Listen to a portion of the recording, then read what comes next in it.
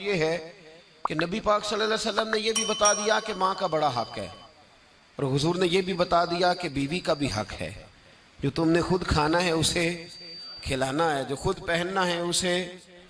अब मसला पता क्या होता है, बीवी का मुतालबा है कि तू सिवाय मेरे किसी की नहीं सुनेगा।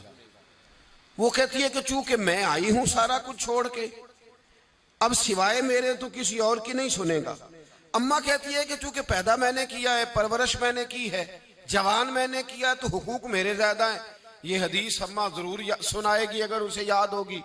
अब उसका नुकसान ये होता है कि अगर किसी औरत से ये पूछा जाए कि तू बतला कि बगैर माँ के कोई बच्चा बड़ा हो सकता था, तो उसने पाल पोस के तुझे दिया है, तो तू ये कैसे कह सकती है कि तू किसी और की ना सुन।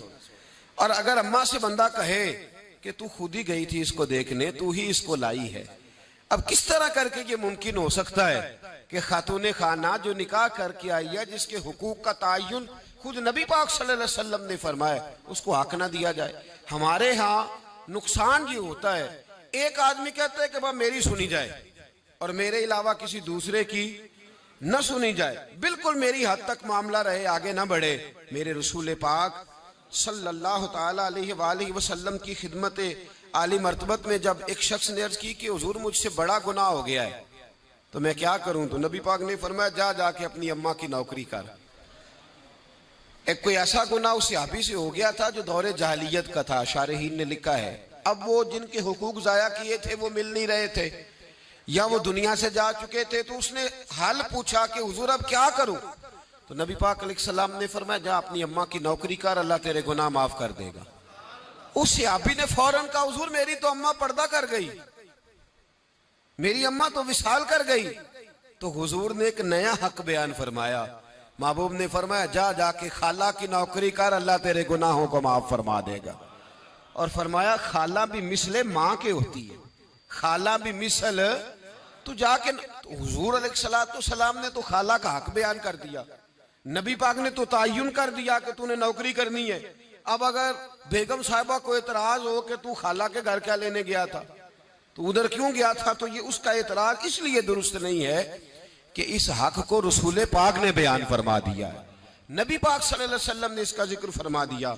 मेरे रसूल पाक सैयद आलम सल्लल्लाहु अलैहि वसल्लम ने खुद इरशाद फरमाया, तिरमिज़ी शरीफ की हदीस है, नबी पाक के ना किसी चचा पर किसी ने एतराज किया, तो जो है मेरी बात पर।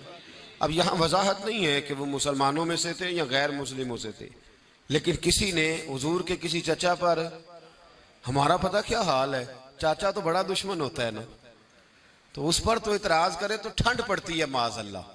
लोग कहते फटाफट कर दो जुमले और कह दे, चाचा तो शरीक होता है, रोज अब्बा बताता है, अम्मा रोज तबसरा करती है कि बड़ा जालिम है। हुजूर के चचा पर किसी ने इतराज किया, ये तिरमिज़ी है। तो नबी पाक सल्लल्लाहु अलैहि वसल्लम ने फरमाया खबरदार, अगर किसी ने मेरे चचा के बारे में मुझे अजियत दी तो उसने मुझे अजियत दी। और फरमाया तुम्हें पता नहीं, चचा तो इस तरह होता है जिस तरह बाप होता है, इस तरह होता है जिस तरह। अब चचा के हक का तायुन किसने कर दिया, नबी पाक सल्लल्लाहु अलैहि वसल्लम ने।